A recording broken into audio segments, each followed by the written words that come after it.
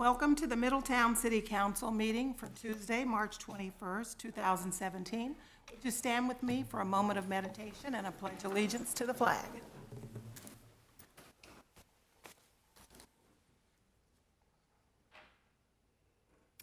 Amen. I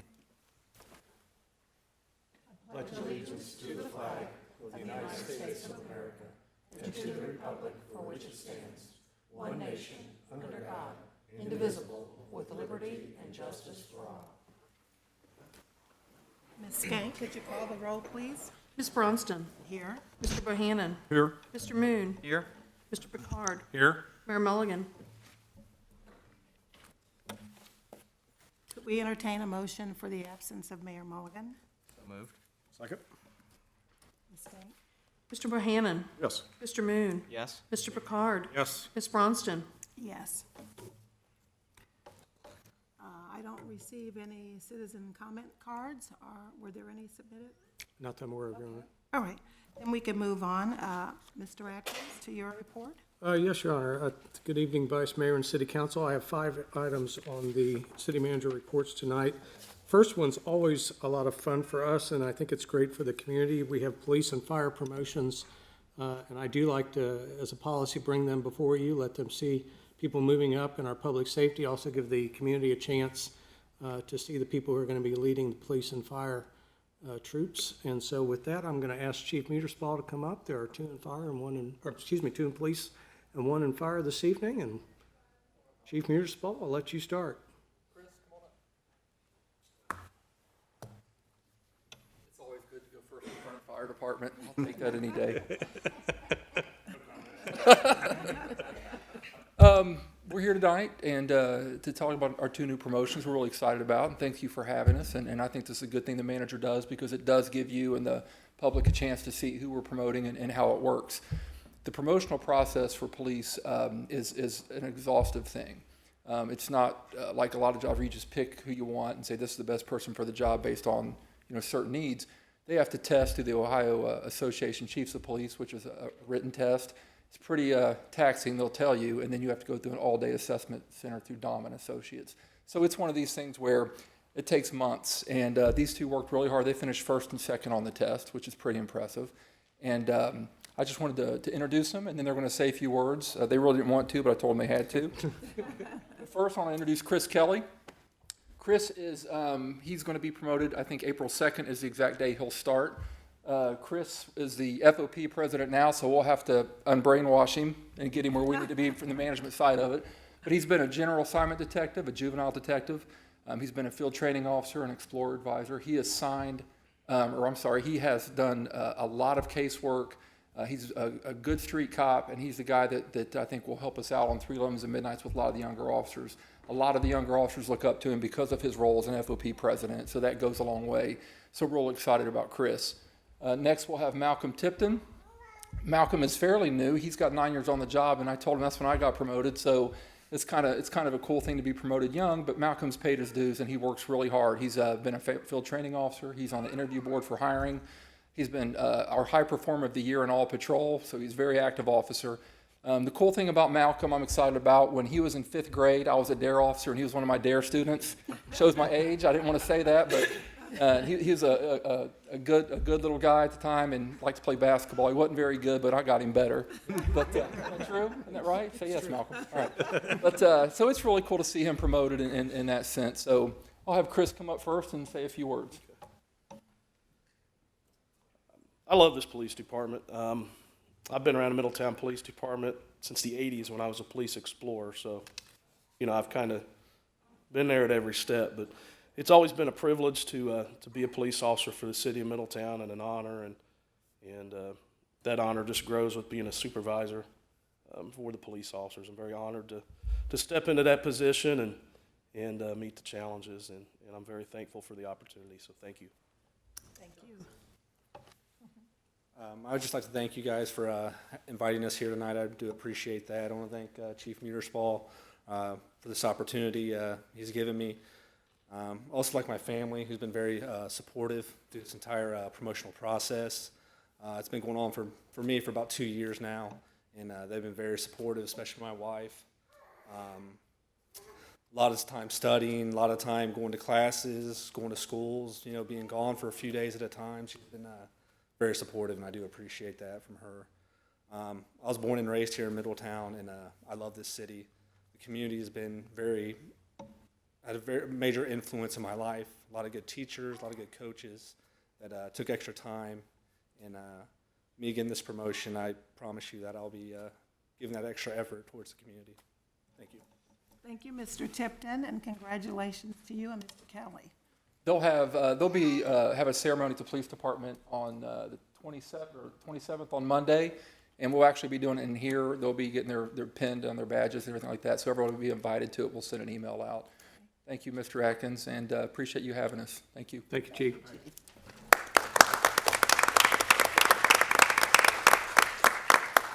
Chief Lawley? I picked tonight because I knew the police promotions were tonight, so I figured there'd be donuts here.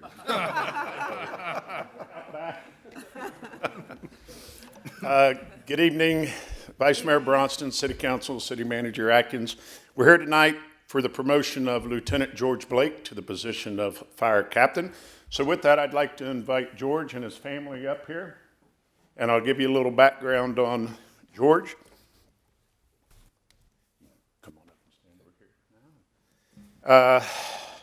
George probably isn't going to like me saying this, but I consider George one of the old timers. That's because George came on May 6th of 1992. So I say that affectionately because George has been around for a while. But when George came on, he was 19 years old. And it's kind of, there aren't too many firemen who came on at 19. A lot of us came on at some came on at 21. Some others came on older. But so George has been around. He's still a young guy, which hopefully he has a lot of years left for the city. And two funny things about that is when George came on at 19, the first thing was we had a bunch of our old timers look at him and say, I got uniforms older than you, kid. So a couple months ago when we brought in some of our new employees, some of them were 20, 21 years old, and rumor has it, George looked at them and said, I've got uniforms on older than you. The other thing was at 19, a couple late nights we had to go in runs into some establishments George wasn't old enough to go in, so we teased him, you got to stay outside, kid, you're not old enough to go in here. But the good thing about George is he's gained a lot of experience over the last 25 years. And I can tell you this, at times when I hear bad runs go out and runs that I know are going to be challenging, you get a little nervous as the fire chief, and then you hear George's voice on the radio, and it kind of calms you down because there's going to be some very good decisions made by George and that he's done over the years, and it's very comforting to know. George got promoted to squadman in 1995, and he was on the medic unit for about 11 years. And there aren't enough fingers or toes in this room to count the number of people who George affected positively in that position and the number of lives saved. And to that, we owe a debt of gratitude, and I think it's all that experience which really has helped George in this process. He was promoted to lieutenant on January 6, 2010, and spent time at several of the different firehouses in the city, got his experience at probably all of them as a lieutenant, and really mentored a lot of individuals in the fire and the paramedicine aspect of the job. And early in January, George got the opportunity to compete against 6 of our other lieutenants in a testing process that involved a written exam and an assessment center.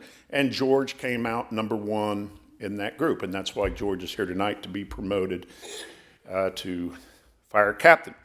George is here tonight with his wife, Jenny, and his son, Dylan, and his daughter, Kaylee and several other family members, and Kaylee is going to pin the badge on George. So Kaylee, we'll go ahead and let you stand up there so Nadine can get the picture.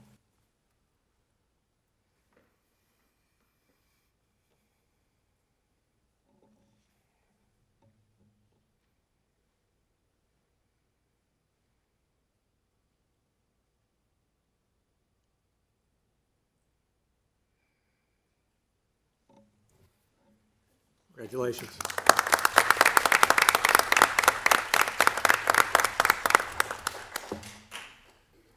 I was going to say thank you real quick. I have a cold, so you have to tolerate me for just a minute.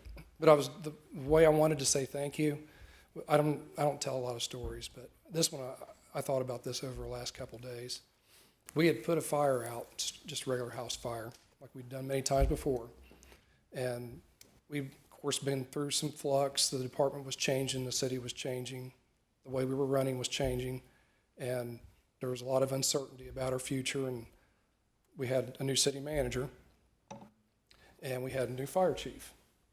And we'd put the fire out, had knocked down, and we're in what they call the overhaul stage. And we're in there, we're breaching walls and looking for fire and still finding it. Guys are working, tools are loud, they're communicating back and forth. All of a sudden it got really quiet. Turn around and look, in the living room, right behind us, is Chief Snively and city manager watching us work. And that reverberated through me. That meant so much to me that you cared enough that you'd come in the house to see what we were doing, why we were doing it, and what was necessary to make it happen. And I know that I wouldn't be receiving this honor today if you hadn't been someone that would do that, and that Chief Lawley wouldn't have been someone that was willing to tell you what you needed to build the department back up and have a person like Assistant Chief Snively helping him do it. But I do appreciate this on behalf of myself and my family. We appreciate you doing this for us and making our jobs and our families safer. It's safer for us so we can go into our family. Thank you. Congratulations. Thank you very much.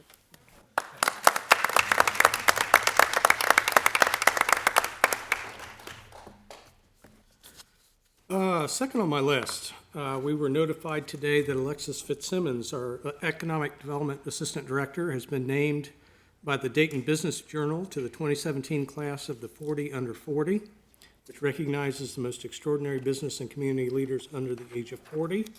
That ceremony will be held in May of this year, and we'll get more information to council as that moves forward. But it was a great honor and great regional exposure for the city, so we're very excited for Alexis. The Titus Fire Station has been closed now for almost probably a year and a half maybe. And at one time we had talked to you about a year ago about using that for recovery housing, kind of a halfway house after recovery. We had several agencies that had talked to us about the possibility of using that facility. A year and a half later, the funding has just not come together to make that happen. However, we've now been approached by a gentleman who is looking to turn that into a restaurant bar and a restored car gallery, where the fire engines were posted before. He has approached city staff and asked if we were interested in considering an offer on the building. I told them before he got too deep into his plans that I need to circle back to council. With our downtown buildings, we've been putting out an RFP, going through, sequencing everything. This is a completely unsolicited request from this gentleman, and I said I really need to find out whether council is interested in hearing an unsolicited bid, discussing it, and then we could go to an RFP process if they wanted to do that, or if they wanted to slow down, put out an RFP, give everybody a chance. We've done it both ways in the past. We've gotten criticized both ways in the past. So I was hoping for some guidelines from council as to how you'd like me to proceed with this gentleman. Any comments? Any thoughts? Is the numbers that he's talking, are they fairly comparable to market value? They are, we've not gotten deep, but the answer is they were colorable enough that, yes, that was worth bringing to your attention that, yes, his business plan, he's got a rudimentary drawing of what it would be like. He's had an architect put some quick renderings together, and I told him don't spend any more money until we've had a discussion about what we'd like to do moving forward. But it's at least colorable enough that, yeah, if you're interested in seeing it, we'll have him develop it more and put a little bit of money into it so that you can see exactly what he's proposing, and exactly what the bid would be and everything, but needed some, Is there any state statutes regarding having to put things out for bid for? because we own it and we don't have any use for it anymore. There is a state statute that says it, but because we're a charter city, we can waive that at any time, and we've done that several times in the past. Certainly sounds like a nice project in my mind. Yeah. I was approached today by a person that I said to call you that was interested in checking out the building to see if they would put a program in there. A doctor was interested, and so I referred them to you. I have not heard from that person The yet. person's name, so. I guess, like I said, I need to understand whether I should put out an RFP and slow this guy down and let him submit part of it wide bidding, or whether you'd like to see the first, you see what he has, and then if you don't want to follow that through, go on. Vice to the Mayor, was this RFP. for the same building? Same building on Titus, yeah. Probably need to. Yeah, I'm thinking put Yeah, it out put for out bid. Put it out for We bid? have multiple Yeah. people interested. We've already got the process lined out for our downtown building, so I think we can amend that fairly quickly and put that into play. And I will follow up and put that process into play. At last meeting, we had a first reading on the property at 1200 First Avenue. That is progressing. We are structuring it in a development agreement that's going to use the auditor's site as the base price, and then give him credits for his investments to get down. It's probably gonna be close to $11.39 or whatever the price was that he had said, but he's gonna have to perform all the way down to get it to that price. If he doesn't, he's gonna owe us some of the balance. So we're working on the development agreement. You'll see the second reading of that in April once it's done, and again, give you a chance to review it and answer questions before it comes back for that second reading. Somebody asked me if this purchase, does it include all the gravel area all the way around the whole building? Yes. Okay. Yeah, I think there are 2 parcels that encompass the building and the area right there. Let's see. And the last thing I have is, on April 4th, council has asked for an executive session to go over some of the long-term control plan legal avenues that we are looking at. I also have a couple personnel issues that I need to cover during that time. That could be, depending on how deep we get into things, a fairly long executive session. My suggestion was going to be, since we're bringing in some of our legal counsel, outside counsel, and that maybe we do that first, and I can bring pizza and we can sit and have that, eat, and then let them all leave, and we can finish our business after. We can always do it the normal way, which is get our business done and then go ahead and break for executive session. But it seemed to make sense as we were bringing a number of extra outside people in to perhaps start the meeting with that and then move on to the night's business after that. Is that okay with council if we do it that way? Still starting at 5:30. We would still start at 5:30. We'd immediately go into executive session. Again, I'll grab some pizza and stuff so we can sit and eat while we're having that discussion, and then we'll come back out and finish the business for the night. Okay? That helps me, Your Honor. That's all I have. Thank you. Okay, super. Ms. Skank, could you present the consent agenda? For your consideration this evening, we have the approval of the city council minutes from March the 7th, 2017. To receive and file board and commission minutes from the park board from February the 6th, 2017. To receive and file an oath of office for Glenn Glidewell. To confirm the personnel appointments of William Green, firefighter EMT in the Department of Public Safety, Division of Fire. To confirm the promotional appointments of George Blake to the position of fire captain, Malcolm Tipton and Christopher Kelly to the position of police sergeants. To confirm the resignation of Frank Wolves from the park board, and to approve a 3-year contract with A.E. David Company of Dayton, Ohio for uniforms for the Division of Fire in an amount not to exceed $45,000 per year. Can we entertain a motion, please? So moved? Second. Ms. Skank, can you call the roll? Mr. Moon, Yes. Mr. Picard, Yes. Mr. Bohannon, Yes? Ms. Bronston. Yes. Mr. Atkins, a motion agenda is next on the, Yes, Your Honor. That's for the maintenance and upgrades of the Gateway Landscaping located at I-75 and State Route 122 from TR Gear Landscaping Incorporated of Fairfield, Ohio, in the amount of $117,231.17. We have 2 pieces that encompass that money. The first is routine maintenance of our gateway at I-75. That's the 4 corners around I-75 and 122. In this year's budget, we had also added $75,000 for gateway enhancements to improve the landscaping out at the area. The median enhancements came in at just under 57,000, so we've got a little bit of money below our budget. The total for the two is the 117,231. It was bid. There were 3 bidders. TR Gear Landscaping, Inc. was the lowest and best bidder, and they have done work for us before and done a good job. We are requesting that you approve the motion, and there are sufficient funds available in the budget already to cover that. We will probably come back to you at some point later in the year as Kettering Medical Network, Health Network gets their project going. They've asked for some help along Dix Creek there where it goes in front of their property. We will probably use that as our next enhancement and work with them to make that look pretty with the rest of their new complex. So, but tonight we've got the initial maintenance and the initial median enhancements. Okay. Can we entertain a motion for this item? So moved. Second? Ms. Skank, can you call the roll? Mr. Picard? Yes. Ms. Bronston? Yes. Mr. Bohannon? Yes. Mr. Moon? Yes. Okay, that brings us to council comments. We'll start with you, Mr. Picard. Thank you. Mr. Bohannon? Thank you, Vice Mayor. I'd like to congratulate our 3 candidates that got promoted today to the fire and the police departments. It's very, very, very well done. Thank you. Mr. Moon? I'll echo Mr. Bohannon's comments and congratulate our new police sergeants and our fire captain. I also just wanted to mention the Community Building Institute Gala this weekend. I believe it starts at 6:30 at the Pendleton. I believe tickets are still available, and it goes to a great cause. That's all I have this evening. Okay, super. A lot of things going on.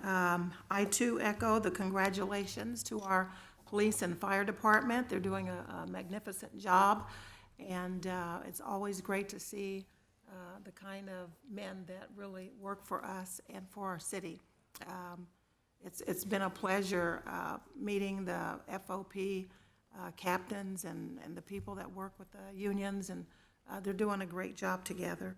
Also wanted to say that the Chamber Expo will be at Miami University on March 21st from 1 o'clock to 5 o'clock p.m. There's a community baby shower at the Sunny Hill Community Center on Saturday.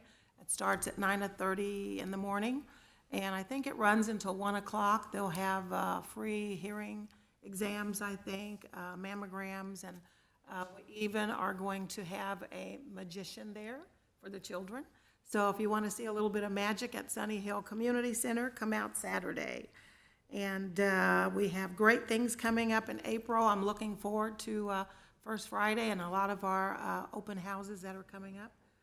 And with that, I think it concludes my comments. So legislation is next. Ms. Fox? Thank you, Vice Mayor. This evening, there are 4 items of legislation that are on the agenda, none of which are an emergency, which will require voting this evening. There will be none that need voting on this evening. The first one is ordinance number O 2017-13. This is an ordinance authorizing a contract with Kelchner Incorporated for the Yankee Road Phase 3 project and declaring an emergency, but no action is requested until April 4th, 2017. Your Honor, this is the 3rd phase of the Yankee Road project, which consists of total roadway reconstruction, widening, realignment, water main replacement, storm sewer improvements, and traffic signal replacement on Yankee Road between Oxford State Road and Lafayette Avenue. 8 contractors bid. Kelchner was the lowest and best bid. It was actually 9% lower than the engineer's estimate. Project will be funded by an OKI grant, an OPWC grant, the Water Capital Reserve, the Storm Capital Fund, Storm Sewer Capital Fund, and these are already included in the 2017 budget. It will be a second reading emergency to allow us to start on the project as soon as the weather breaks here in the spring. Okay. Next up on the agenda of legislation is ordinance number O 2017-14. This is an ordinance approving an agreement with Made Industrial Park LLC, Made Industrial Park TR LLC, and the Opus Group. This is providing for the construction of a facility to be used as a distribution center as a development project and tax exemption pursuant to the State Urban Jobs and Enterprise Zone Program, making a determination in connection therewith and declaring an emergency, but no action is requested until April 4th, 2017. Okay. Your Honor, this is a Middletown Logistics Center, a 612,730 square foot modern logistics distribution facility. Will be built on spec with no tenant committed at the time of the building on the corner of Yankee and Todd Hunter Road on approximately 35 acres. The project's being developed by the Opus Group, which is a family of commercial real estate development, construction, and design companies headquartered in Minneapolis with offices and projects across the country. They have many projects in Cincinnati. They are requesting a 100% tax abatement for 15 years. This is consistent with the parameters of our negotiated school compensation agreement. Real property investment will be $16 million.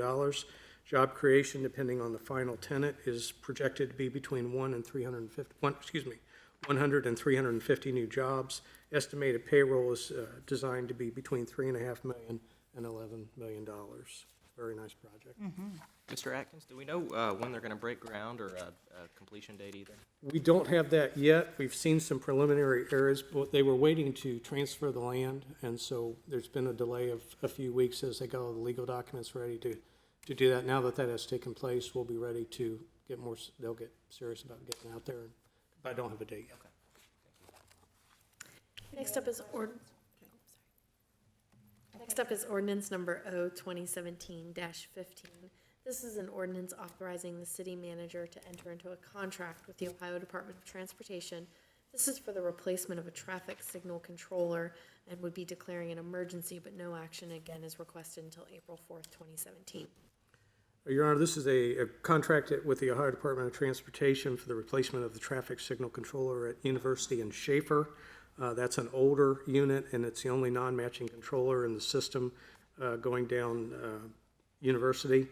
ODOT's willing to replace that at no cost to us if we assume control of the maintenance, which we've been doing on the old unit. So again, this is just authorization for me to let them do the work. Oh, 100%, huh? 100%, yeah, no cost to the city. All right. Any questions? And lastly, we have resolution number R-2017-07. This is a resolution authorizing an agreement granting tax abatement to Lydia Montgomery and Richard Montgomery. This would be for redevelopment of 1201 Central Avenue in the downtown Middletown Community Reinvestment Area. This is a first reading this evening. No action is needed. Your Honor, this is a CRA agreement with Lydia and Richard Montgomery. You probably best know them as the owners of Society further on down Central, but they also have a couple other companies under their belt. They would like to continue investing in Middletown and acquired the 1201 Central Avenue property. They intend to develop it into a bike shop on the first floor and live upstairs with one single family residence upstairs. It would be a 100% tax abatement for 12 years. This is again within the parameters of our negotiated school compensation agreement. They're investing $105,000 in the real estate, $75,000 in building improvements, and the bicycle store will have one job as it comes together. When I was at the Slice this week for their grand opening, the architect showed me some preliminary plans. Kind of cool. It's nothing I'd ever heard of before, but yeah, a place where you can get your bike fixed and drink beer. I think it's kind of cool. Not emergency, and this will come again for a second reading at the next meeting. Okay. Any other questions? Okay, we're going to declare this meeting adjourned, and we'll see you back in the council chambers, April 4th, I think it is. Same time, same place, 5:30. Thank you and good night. Thank you, Your Honor. Thank you.